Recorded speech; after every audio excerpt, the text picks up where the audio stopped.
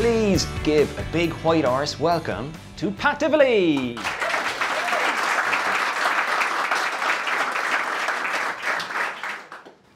Pat, what is it like on the summit of Aconcagua?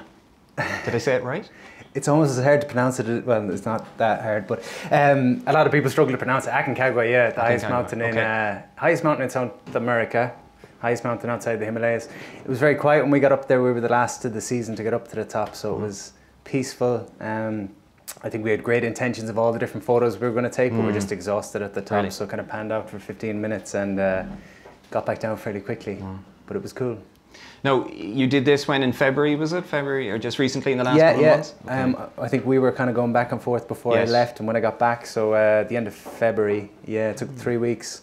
3 weeks in a tent with 2 other guys, which was an interesting experience and brought some life lessons and learnings and chances to put mindfulness and stress management to the test. As you can imagine. But yeah, 3 weeks to the summit and amazing adventure out in Argentina, so really enjoyed that. Wow. Tell me, what got you into the adventuring, into the mountain climbing? What was your path there? I think we need challenge in life. I think it's massively important, and I definitely need challenge at all times, and mountaineering has become something in recent years that just ticks a lot of boxes for me. Okay. When I don't have a challenge, I get bored. When I'm bored, it's not good for me. It's not good for my mental health, so I need to be working towards something all the time. A couple of years ago, I had a gym in Galway, and I would always encourage clients to have a goal. So people would lose weight, and I'd ask, what's the goal now? And oftentimes they'd say, I just want to keep the weight off. Okay. And to me, that's not a compelling goal, because it's very looking back on the past, and it's very fear-based, and it's too much focused on what you don't want. You don't want to put back on weight. So I'd say let's work towards something new, a 5K or an 8K or a half marathon, a marathon, whatever it might be, just something to get you moving forward. And up until that point, I'd never done a 5K or an 8K or a half, none of these things. Yeah. So I started doing these things with my clients.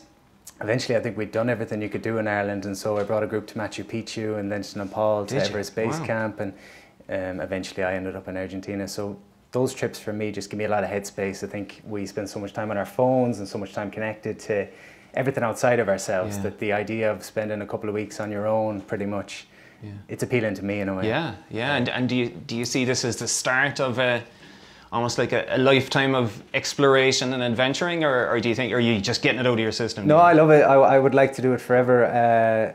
I think I change all the time, but I'm going to Ecuador now in October. I'd love to do Everest. I'd love to do Ama Dablam, Denali. There's some big mountains I'd love to give a go, but it's the whole experience for me. There's a lot of lessons in it that carry over in life. One of the lessons being, 15 days to climb Aconcagua to get to the top, 15 minutes on the summit. You learn that it's not about the destination, it's not about the achievement, it's about the work. That's where the magic is. And you can't be fixated in life on the next thing and the next thing and the next thing. And I think for too long I was a big achiever. And I was so fixated with, I'll feel like I'm good enough when I get this, and when I get this, and when I get this, and I'll feel special and I'll feel important. And all these things happen, and you get there and you realize, life goes on, and it's great to get achievements, but you need to enjoy the journey, as cliche as that is. So there's parallels to that in the mountaineering. You're on the slog every day, you're working hard, you've got a vision of where you're trying to go that day, and it ties into a bigger goal, and I think that's important. That's interesting now about let's say the hollowness of the feeling of the summit, as it applies to, let's say, your own, call it entrepreneurial journey in recent years, because you kind of went from, I'll let you tell your own story now, Pat, but you went from zero in terms of starting the business to being well known in this country and broad, and having a range of different offerings. Call it successful, but give me a sense of, let's say, the hollow moments that you would have felt as you would have got to what people would have seen as peaks of success. I think when you start something new, it's exciting and everything else. And I started my fitness classes. I was working a pizza shop in Galway after failing with the first business. Moved back in with my parents, was thinking about going back to college, trying to save some money to go back to college and get a real job. And I started doing fitness classes on the side, and they just took off for me. And the first year of that was amazing. I went from 5 clients on my local beach to a couple of 100 clients. I did a best-selling book, opened a gym. It all happened very fast, and that was great. Just found myself on a bit of a treadmill then of what you started becomes something very different to what you started. And if you don't slow down and recognize that, you can get caught in it. It could be anything. You might start a college course and a couple of years in you say, this is not what I thought it was, but you feel like you have to stay on that. And it's terrifying to step away from it. So I did, you know, a lot of things out of fear. I didn't want to be irrelevant. I had built a bit of a profile. Yeah. And when you've nothing to lose, when you start, you've nothing to lose. But then when you build a bit of profile or you build a bit of success financially or otherwise, then you feel like you've got something to lose. Yeah. And that can be a bad place to be. I think you have to go back to the position of why did you start, what got you there. For me, it was like being creative, it was being outgoing, it was being myself, that was what got me there. And then oftentimes when I achieved certain things, I felt like I had to change who I was a little bit, and that was you know, I remember the first time going on the telly, and I was driving, it was down to Cork actually. I used to come down every week for 12 weeks. Okay. And I got the telly because I built a following by being myself, but suddenly I started thinking, right, I'm the fitness guy now. What does the fitness guy wear? What's the fitness guy better talk about broccoli and sit-ups? Okay. And that's all I saw. You know, I had built a clientele by talking about community and belief and acceptance and love and appreciation and gratitude and all these things that were bigger than fitness. Right. And suddenly, because I'm on the telly, I've given myself a label and I've decided I better sacrifice who I am. So I'd go on the telly, I'd talk about sit-ups and broccoli and maybe gluten-free if I was pushing it out. And I'd drive back to Galway and I'd kind of feel like I let myself down because I changed who I was for the sake of acceptance, you know? Yeah. So the hollow moments came from doing things that I didn't want to do, that I felt I had to do. Yeah. Because of ego or whatever else. Right. You know, I want to be important, I want to be special. I was a young guy that failed miserably with a business and always wanted to be somebody. And when you fail with something, it can knock your confidence. And so, you know, I worked very hard to get myself out of that spot. But I had to pull the reins in a bit and say, you know, am I enjoying it as much as I was, and change the things I wasn't. I'm interested in the always wanted to be somebody. Yeah. Who, like, when you were imagining that, who did you visualize? Did you visualize being like someone that you know, found inspirational, or did you have your own version of that? I don't think I ever knew what it was. You know, going way back, I think I was bullied a bit as a kid, and I felt I didn't matter, I wasn't important. I thought that people like me couldn't do things. And so I think I just always had that vision of I would like to be somebody, I'd like to be important, I'd like to be of value. I didn't know what that was for a very long time. Now I do public speaking where I speak about, like I say, love and compassion and all these things. If you told 18-year-old Paddy was going to be talking about love and compassion on a stage and bringing people on retreats where they have breakthroughs and cry, I would have thought you were daft, but that's kind of what it's evolved into now. And you know, to me now, being a person of value is a lot more important than being a person of success. You know, I think be of value and success will come. But there was definitely a lot of ego starting out. I want to be important because I want people to think I'm good enough. Yeah. I definitely see that now. And a lot of us do that. You know, we all do things for different reasons. I think it's very important to check in with why you're doing what you're doing, because so often we're trying to win the approval of someone else. Right. We think that the approval is love, but it's not. It's just, you know, we've got visions in our head of what we're supposed to be according to our parents or to whoever it might be. And it's just a dangerous place to be, because you look on people's biggest regrets on their deathbed. The biggest regret is I wish I'd lived a life for myself. That's what people say. Yeah. And so again, when you achieve some, you know, it could be in the corporate world, you achieve a certain level and it's very scary to walk away from that then. So it can be anything. I think you have to have courage to always check in with, am I on my path, you know? Yeah. And going on your own path is scary and it's challenging, but it's massively rewarding too. Yeah. You know, I think of my public speaking presentation. Public speaking to me was the scariest thing in the world, and I started doing it a couple of years ago. Okay. And my strategy was have 60 slides with 60 minutes, one slide per minute. Okay, that's it was good solid, yeah. Until the slideshow doesn't work. So I had a 60 minutes is a fair chunk without slides. Yeah. And the slideshow doesn't work, and I'm looking up at this and a packed out audience. There was a couple of hundred people there. They'd all paid money to be there, €2 each. But they were students, so it mattered. But the slideshow didn't work, and suddenly I had to talk from the heart. You know, I tried to remind myself of my presentation in my head. I said, I can definitely squeeze 60 minutes out of this, and I spoke for 5 minutes, and my material was gone, and I had to just talk. And I spoke as Pat. I wasn't trying to be the fitness guy. I wasn't trying to impress anyone. I was just being myself, and it was the most rewarding thing I ever did, because when people said I enjoyed the talk, they enjoyed my talk. Yeah. When people had prior to that said they enjoyed the talks, they enjoyed my slideshow and the content I had borrowed from other people. So being yourself is rewarding, I think. Yeah, I guess, yeah, it is. There's an interesting risk there though, where you know, Pat the fitness guy, hey, you know, he's giving us a sense of how I can be fitter, and therefore is attractive to me, and I want to listen to what he's saying. And then when you step into the Pat the me, it's like, oh, what if they start leaving early, or you know? So how have you kind of navigated that, call it vulnerability of you know, bringing more of yourself into the stuff rather than the broccoli and the nuts and the whole lot? I just got bored of talking about broccoli and nuts, I think. Yeah. I think it's been based off of feedback. There was early talks that I did, and I'd actually have clients come and say, Pat, I enjoyed the talk, but I came to see you talk. I didn't come to see Tony Robbins or see anyone else. And you know, I'd get a dig by that. I think, oh, that's an insult. But then I thought about it further, and I said, that's the biggest compliment anyone could pay me, to say they want to see me, they want to hear my stories, they want to hear my background. And so it's just been leaning into that. And you know, I think speaking's we talked about fear briefly earlier, and you know, people often talk about this fear of failure. Everyone's got a fear of failure. The reality is we don't have a fear of failure because we all fail privately all the time. We've got a fear of the judgment that comes with failure. Because what if I fail and people see me to be a failure? That's the fear, is the judgment. And so speaking is the same thing. What if I stand up on a stage or I sit in front of a room and people don't agree with me?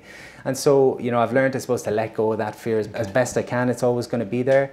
But you have to just do your best with whatever you're doing. We oftentimes set the bar so high for ourselves. Right. I want to win out over everyone in the room. Yeah. That's not my job. My job is just to be me, and certain people will connect and others won't take anything, and that's okay. You know, we're all on different trajectories. I'm interested in the 18-year-old Pat thing.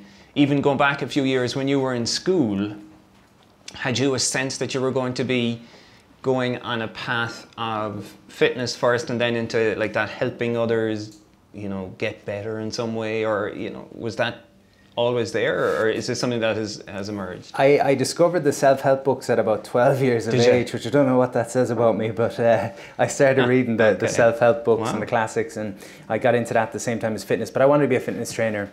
And initially I thought I wanted to be a strength and conditioning coach for professional athletes, and then I learned that athletes have egos and they don't want to pay you money, and there's not that many of them, and there was a lot of things that you know, it made more sense to work with the general public, and I also found it was massively rewarding to work with the general public. You know, you get someone doing their first push-up and they light up like that you've changed the world, and that's huge. You know, that's what I learned from fitness, was the sense of belief that you could instill in someone who maybe in every other aspect of their life didn't feel, you know, felt they weren't getting anywhere, didn't feel challenged, didn't feel excited by life, and suddenly you can give them this place where they can come and for 45 minutes a couple of times a week feel like they're appreciated and feel like they're getting better. And I saw that translate into different areas, and I never knew I was going to be doing what I'm doing, but I knew fitness was going to be the start of it. Let's come back to 18-year-old Pat. You said, Jesus, that'd be, you know, he'd say that was daft if you were describing what you're doing today. But how would 18-year-old Pat feel looking at the present day Pat? What kind of things do you think 18-year-old Pat would feel looking at what you're doing? Imagine making it to the red chair, for example. That's pretty big. But aside from that, I'd be hugely proud of myself, and not for anything people have seen probably publicly, because that's just a byproduct of the person I've become. Like I say, I was afraid to speak in front of a room of 5 people a couple of years ago, and now that's how I make my living. And bigger than the actual speaking bit, it's just the confidence, you know, and the self-acceptance that comes with that. So I'd be proud of the things that I've done. If I look back at 18, I don't know what I thought I was going to become at that time, but I was a bit lost at 18. I was telling someone earlier, I did geography and economics in college because I didn't know what I wanted to do. Right. I knew what I wanted to do, but I didn't believe I could do it. I knew I wanted to do sports science, but I never thought I'd get there. Funnily, the first time I did a speaking engagement with hundreds of people there, and I stood up and I said, I didn't think I'd get the points to do sports science, so I did arts. And I looked up and realised I was in a room full of art students. Oh yeah, they loved you. Offended the whole room with the opening line. But what I meant was I wasn't, there's nothing wrong with it, I just wasn't interested in the subject. But yeah, I didn't know where I was going or what I was doing or whatever else. But I would be proud of who I've become. Do you identify with that in the people who engage, let's say, with your talks or in the courses? I mean, does that show up a lot? That sense of uncertainty about, you know, you know, what they should be doing, or that sense that they're just not right?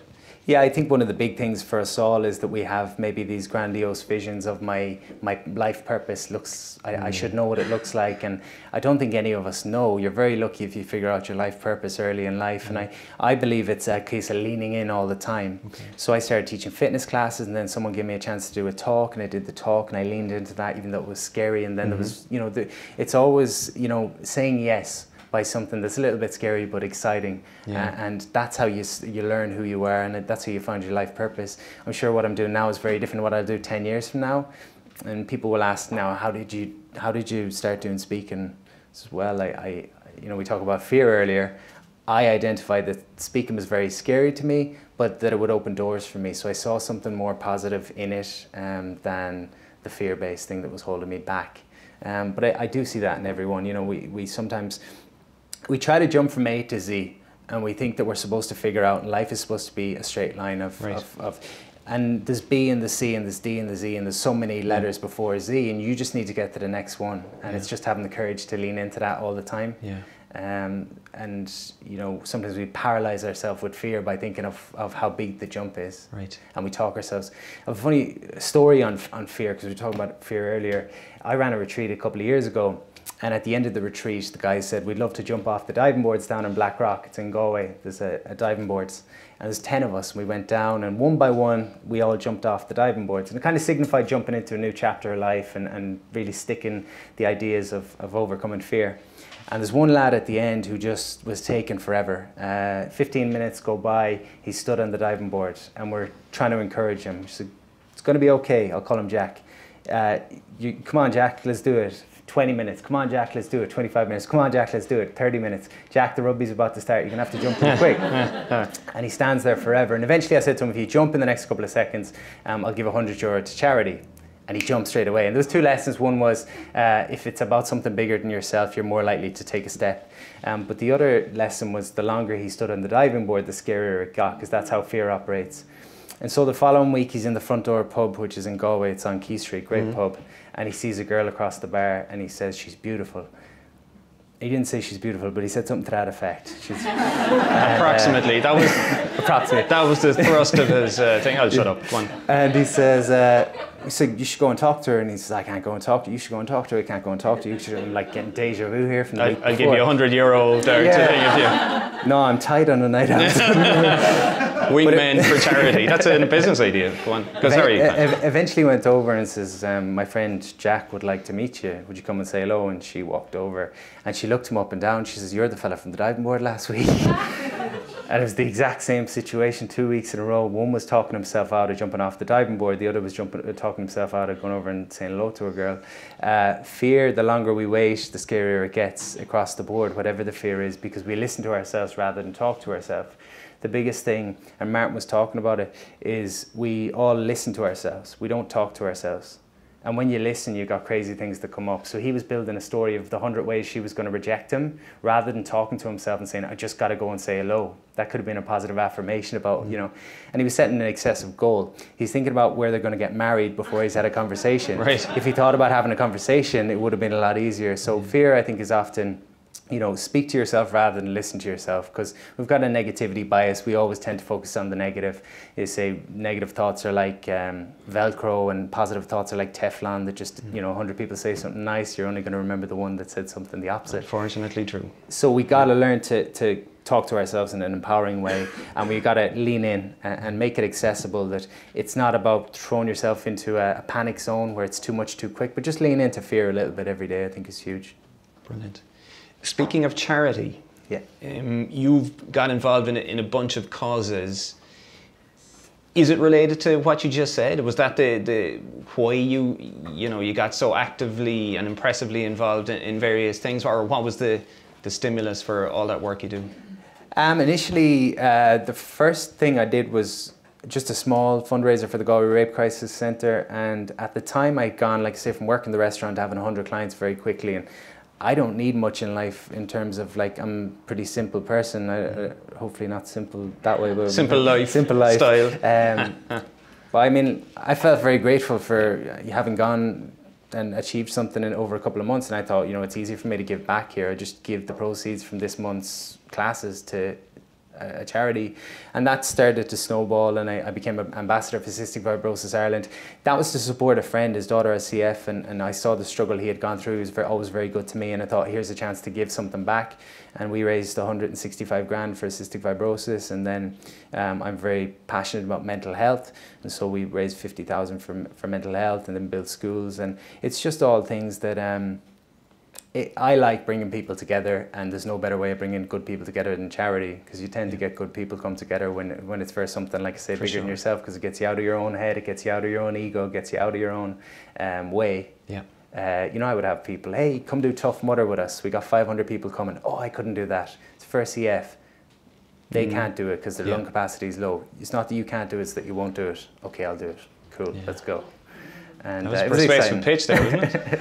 He's got a sign-up sheet on the way out for the next one, by the way. I've got that out of my system. You're safe. We're not going to do Tough Mudder for a while. Okay, we'll do something though. Yeah, wow. No, you brought up something there that is interesting, and I'm going to call it approaches that have worked for you. So, looking at, let's say, at your business success and how you've managed to assemble over a few years a supportive audience, a wide audience. I have noticed when I was, as I was saying to you earlier, I was researching you in the last few days, that you have connected a lot with people who are active globally. So how did you, was that a conscious thing when you were kind of starting out, rather than, let's say, just staying within kind of 5 or 10 miles of where you were living? You seem to have kind of had that kind of wider vision. True or false? True. Embarrassingly, there's a website up online that I built when I was 10. I think I was 10. I'd have to check the year on it. I was into professional wrestling. It's still there. I did it on my dad's Aircom account back in the day. So I had a knack for the internet since I was a kid. I got into it with the early, and I did this website. It's got a load of pictures of the female wrestlers. Oh, is that right? When I was 10. There you go. WWFdivilly.com or something like that. Is that right? Yeah. Well, that's a scoop, guys. Yeah, don't look Keep off your phones until we're finished. Can't believe I just told you that. Yeah. Anyway, I was into the internet from an early time. So I used the internet to grow the business in Galway. I would share before and after pictures. I would share recipes, meal planners, just stuff that was of value. My approach in business was always, what's the problem I'm trying to solve? People want to lose weight and they struggle. How do I help them solve it? I give recipes, I give support. And so I'd give recipes away for free. That built a bit of a following. And I had people start approaching saying, I'm in Australia, I used to live in Galway, I like what you're doing, how can I get involved? And I just said, right, I'm going to take the workouts from the beach in Barna and the meal plans I give my clients in Barna, put them on video, and then it's accessible to the world. And that took off, the online stuff took off. We've had 25,000 people go through online training courses, and ultimately led me to closing my gym, to travel the world myself. So yeah, it was a bit of luck involved in that, and I suppose we oftentimes think that we're the expert in our business, but the reality is the customer is the expert. They're going to tell you what they want, so it was a lesson in that. Yeah. Now that led to an interesting connection with Facebook involving Sheryl Sandberg and she taking a kind of shine to you. So tell us a wee bit about how that came up. I arrived in the gym and my staff said Facebook just got off the phone and they want you to come to Dublin, to the European headquarters. And I thought it was one of the lads taking the mick. But I rang them back and they said, Sheryl Sandberg's coming, you should be here, the world media is going to be here. I didn't know who Sheryl Sandberg was, so I picked up a laptop and I'm Googling Sheryl Sandberg to figure out who she is. And I went up and they picked 8 businesses from around Europe that were using Facebook in interesting ways. And Sheryl was in for a couple of hours. And she arrived in, it was in a chair like this in the front row. They had put name tags where we were supposed to sit and it was all choreographed. I didn't know what was going on. Sheryl said, where's Pat? And I put my hand up. She said, Pat, you want to tell your story? I was like, no, Sheryl, you can tell my story. There's like nervous. And Sheryl said, Pat started on a beach, and that's my Sheryl Sandberg impression. Yeah, it's not bad. It's not bad. It's not bad. But Sheryl Sandberg told the story, and you know, after that, I ended up going out to California to Facebook. But they were excited by how I was using Facebook, and I suppose it was nice for them to be able to say, we saved his life. He was working a pizza shop, and now he's got a great business. Yeah, the ideal. It was about. I think it was a year before, or it was a couple of weeks before they changed the the ads and started making you spend a fortune on Facebook. Oh yeah, okay. We're softening Well, there the you blow. go, as you say, timing is everything. So I'm interested because when you were on the Late Late Show, you're up to tonight, your highlight in interview terms. You also mentioned that you were going to Necker Island to connect someone with Richard Branson. So how did that go? Because there's a reason I'm asking you that question. So. This is my highlight interview, thank you. I, based off the charity work that I was doing at the time, there's a networking group that I'm a part of in the States called Maverick 1000. So they bring together 1,000 entrepreneurs from all over the world, and it's kind of divided into the growth of your business is one aspect, charitable give back is another, and the third is kind of fun. So it's we come together 4 times a year and meet up, and one of the trips they do is to Necker Island. So I got the invite out there, and yeah, I went to Necker Island for a few days, and then a year later went and did had a funny story with Richard Branson. I went and did a triathlon with him and his family a year later. Imagine. A lot of us got an invite, and there wasn't very many said yes, which I thought was crazy. So there's 50 of us doing a triathlon. There's 2 funny stories. One, I came down for breakfast one of the mornings, and it was just him up. So he says, "Oh, come join me for breakfast." I won't do a Richard Branson impression because Sheryl Sandberg will be the high for tonight. And he said, "Come join me." And he said, "How are you getting on?" I says, "I'm really enjoying it. Forgot my cycling shorts, so I'm a bit worried about my future family." And he reached into his bag and he goes, "I have a spare pair of shorts. You can take them there." And Richard Branson threw me a triathlon suit. I said, I didn't even think. I says, "I hope they're clean, Richie." And I just stopped myself. And I went up to him on the last night. I says, "Oh, I'll give you back your shorts. I've washed them." And he says, "I'll give them back to me next time you're on the island." So that was nice. But the other story, Princess Beatrice, who's Princess of York's daughter, she's someone's daughter. Sorry? Who is she? Fergie's daughter. Not Alex Ferguson. So there's a group kind of rallying around as we're about to start the swimming leg of the triathlon, and I'm talking to this girl, and she's saying she's going to wear flip-flops for the, or not flip-flops, flippers for the triathlon swim. Okay, unorthodox. And I, in no uncertain words, kind of said she was daft and she was going to, it wasn't going to go well for her. And someone pulled me aside and said, "You can't speak to the princess like that." Oh, is that? I didn't know who I was talking to. It was a good trip though. God.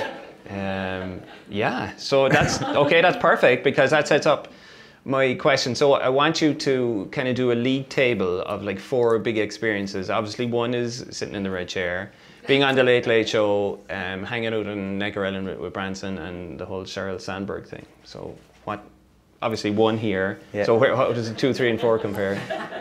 The highlight of it always brings to mind that there was, when I used to have the gym in Barna in Galway, we would have a 9:45 class for the people that had dropped the kids to school and would come and train. And we lived beside a pier, and it was a beautiful day with the weather was amazing. And after the class, we all went down, we had a coffee, and we jumped off the pier. Imagine. And it was people of every different background and every different age, and it was just not a care in the world. Beautiful. And I thought, this is what I want my life to be about. Yeah. That's been my highlight for the last couple of years. Beautiful. Simplicity. Yeah, there's a great exercise if anyone ever looking for a bit of journaling to do, where you write about your 3 happiest days in recent memory, and it'll start to show you what your values are and what really matters. And oftentimes we're a lot closer than we think we are. You know, we think that it's the next achievement and everything else, but there's things right on our doorstep that we forget to take time for because we're chasing. So sometimes slowing down is magic. Yeah, 100%. Some of the stuff we were just joking about there were things that, you know, were in the kind of public eye, so to speak. And when you move into a realm where people feel that they know you or they can kind of access you in some way, you know, you'll get different kinds of feedback, which is a nice way of putting that. How thin or thick would your skin be now, just in terms of, you know, people saying different things, ranging from like extraordinary adoration to like random slagging or worse? Yeah, you gotta, I think what I've learned is that you don't take anything to heart. there's people that think you have it all figured out and they're not right. And there's people that think you don't have a clue and they're not right. Yeah. And equally they're right in some ways. So there's truth and to everything. You know, the world that we live in, everybody wants to box something off, and there's kind of sensationalism, and there's headlines, and everything's very black and white.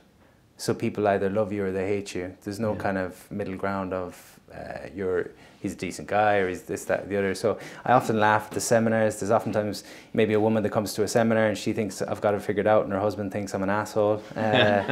Is he at the seminar or is he waiting at home? He's picking her up outside. I once had a woman come to a retreat and she had such a good time. She bought her husband a ticket to the retreat, and he, in no uncertain terms, got up on the microphone on the first day and told us why he was there and told me what he thought of me. But I've developed thicker skin, but that's been a great lesson. You know, any struggle in life brings great lessons with it if you choose to take lessons from it. So I didn't understand it at first, the first year or two, of people taking digs or people attacking your character or attacking anything about you. And I would take it very personally, because my mentality has always been I stick to myself and I do my own thing. I don't attack anyone. Why should they do it to me? But then you learn that it's water off a duck's back if you do learn to accept yourself. So I think when I didn't accept myself a couple of years ago, other people's opinions did take a lot of effect on me. But the more I've learned about myself, I think the degree to which you know yourself, you become bulletproof. Yeah. If you don't know who you are, you don't know what you stand for, you don't know what matters to you, you don't know what your fears are, you don't know what your insecurities are, you don't know who you are, then your definition of me is going to be stronger than my definition of myself. So I think through getting to know myself, by leaning into fears, by trying new things, by challenging my insecurities, that's made me have thicker skin. Super. That's great to hear, and I think that's useful for us all. Today, in April 2018, building on exactly what you've said about, you know, that stronger self-knowledge, that self-assuredness, as you look out in the world at people doing amazing work, who out there, what kinds of people out there do you look at and go, wow, you know, I could go in a similar direction, or that's inspiring to me, or that's something I'd like to emulate? What kind of people or things can inspire you now? It's quite random things. It's not really the big famous people anymore. There's a guy up in Belfast, I don't even know his name, I follow him on Instagram. He's got a gym called Wildfoot. Okay. And this guy's got a gym with woodlands all around his house. No way. He trains jiu-jitsu, which is one of my big passions. He has axe throwing in his back garden. He has a vegetable patch. He does movement classes and yoga, and he just has a cool lifestyle. He gets in the lake every day, and that's kind of, I'm almost, it's funny, a couple of years ago people say, what's your next goal, what's your next big dream? And I would talk about all these big grandiose visions, and people got excited by it. And now people ask what my dreams are, and I want to start a family, and I want to just have a great lifestyle. I've got a great lifestyle now. I appreciate everything I have, and I just want to continue that. And yeah, I'm inspired by simplicity more than I ever was. I used to think I wanted stupid goals I wrote down a couple of years ago. I want 10 houses. I've got one house. There's enough stress in one house. You don't need 10 houses, yeah? True. And again, the more you accumulate, the more you have to lose. And that's why I like the mountaineering. You go up a mountain with your backpack and you realize how little you really need in life. So I'm all about stripping back nearly. That's kind of my goal. So I appreciate people that have the simple things and you know, they take time every day for the things they love and the people they love. That's what matters to me now. In the past year, what have you learned to be true that previously you thought different? So many things, because I think the biggest thing I've learned is that most stress in life comes from our expectations. Okay. In other words, I've got an expectation as to how the world is supposed to be, and it's not fitting that, so I get stressed. Okay. Martin talked about he thought that I had a six-pack, and he was getting worried about that in his dream. But you think about your body. Everybody's got the perfect body until they compare it to someone else's, and they've got an expectation to what a body is supposed to look like. Right. Expectations in relationships. Anytime I'm stressed in a relationship, it's because I think my partner is supposed to be a certain way. So the biggest thing I've learned, I suppose, is that expectations are the thing that can really hold us back. Trying to fight reality in our heads. Yeah. I don't know if that makes sense. It does. It makes a ton of sense. People who come along to, you're in the middle of doing a one-day workshop, a series of one-day workshops that hopefully will continue. what do you hope they would take away from spending a day in your company? The biggest thing I'm focused on at the moment is the idea of living in your stretch zone. Okay. And what I mean by that is everybody always talks about the comfort zone. It's something we're familiar with, and I think sometimes we want to shake it up, and so we jump into a panic zone. So maybe I don't feel fit, and so I decide I need to get fit, and I take on so much, and it's panicky, so I go back to my comfort zone. And the stretch zone is the bit in between. So, you know, the comfort zone leads to boredom. The panic zone leads to overwhelm and stress. And there's a bit in between, which is just small changes every day, challenging myself every day. That's the stretch zone, and I think that's mastery. That's a commitment to yourself to getting a little bit better today than you were yesterday. And living in that zone, you're constantly challenged, which I think life is about challenge. Without challenge, you know, you look at the rates of depression now relative to the people that are spending too much time on TV or internet, because there's no challenge there. We're supposed to be challenged. It doesn't have to be climbing a mountain. It doesn't have to be anything. It just needs to be something that means something to you. And that's what I hope people leave with, is the idea that you can completely change any aspect of your life by leaning in every day a tiny bit. That's all it needs to be. How can I be a couple of % better today than I was yesterday? That makes the impossible possible. Sure. And do you enjoy the workshop format? I mean, what, let's say, mode of engagement with people gives you the greatest kick or joy even? Yeah, I love the workshops. Yeah, the way I kind of break it down, there's thoughts, words and actions. That's kind of, you know, any popular psychology will look at thoughts, words and actions. So thoughts, I'll have people get on pen and paper what do you want your life to be about? Because there's lots of questions we don't consider. You know, we're very busy, and so taking time to creatively think about what you'd like going forward. Words, I make people interact. It's funny, my mum was always saying, I told my mum I make people interact at my events. And she said, oh, I wouldn't like that now. So, right, Mum, no, don't come to the event. Yeah. But that's thoughts and words, and then actions is what you do when you leave the room. And when your thoughts, your words and your actions align, that's when change happens. It's when there's a disconnect between what you think and what you say and what you feel and what you do. And that's where we've issues. I love the dynamic of the workshops. Yeah. It's emotional for people too, for the first time in their life, to stand up and say out loud the things that they want to do, which is, you know, powerful. Yeah, for sure. I'm interested, Pat, the things that, call it, sustain you or enable you to be at your best. Are there a handful of things that you do even on a daily basis that, you know, are sacred to you, that you commit to? There are routines or practices or things that have evolved for you as the things that keep you tuned? There's two main things, and there's no need to do what I do. It's finding whatever works for you. I do Brazilian Jiu-Jitsu. That's my passion in life. Wow. I love it. Where did you find that? When I was 18, this is part of the story I don't really tell. When I was 18, I went to America to be a cage fighter. Wow. I spent 6 months in San Diego. I fought down in Tijuana. It feels like a different lifetime ago, but martial arts gave me a lot of confidence as a teenager, and so I went to America to do cage fighting, and it wasn't really happening much in Ireland. This has gone back 12 years, I'm 30 now. And I packed it in for my adult life because I got busy chasing success and all these things, and I forgot what I really enjoyed. Wow. And I went back a year and a half ago. I just needed a social outlet, and I needed something for myself, and Jiu-Jitsu became that thing, and now I train 6 days a week. Do you? I bring my suit in the car. If I'm down in Cork, I'll find a gym in Cork. It's the most welcoming community I've ever been a part of. It's amazing. You can go anywhere in the world and jump into a gym. So that's one thing I do. But that is just find something you enjoy and do it every day. Yes. Like, what is life about if you don't take time for the things that you enjoy? And then the second thing is breath work. I do Wim Hof breathing, which is a form of breath work. I struggle with normal meditation. I think meditation is challenging because you don't see tangible progress.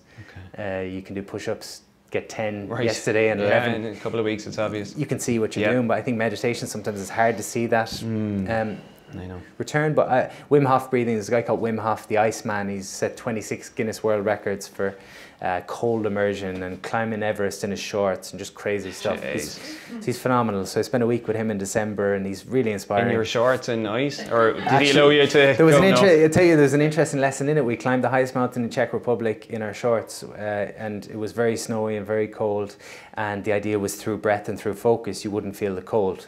Wow. So we're going up the mountain. Sure enough, didn't feel the cold.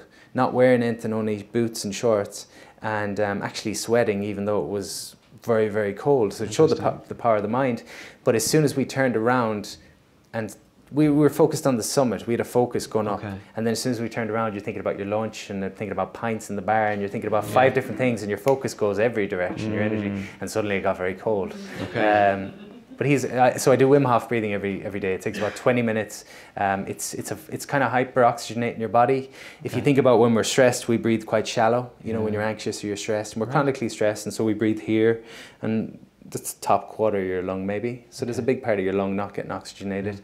And people talk about alkalizing diets. Fastest way to alkalize your body is through breath, through deep breaths. And so I do a bit of that every day, and those are my 2 practices really. And is that an accessible thing? I mean, can anyone do it, so to speak? We could do it here.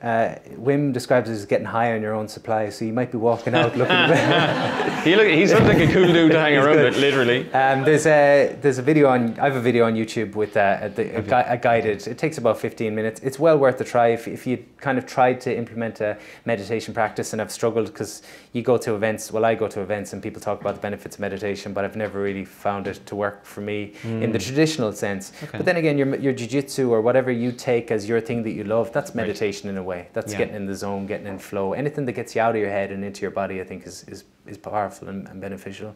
Well said, absolutely. The blank business card.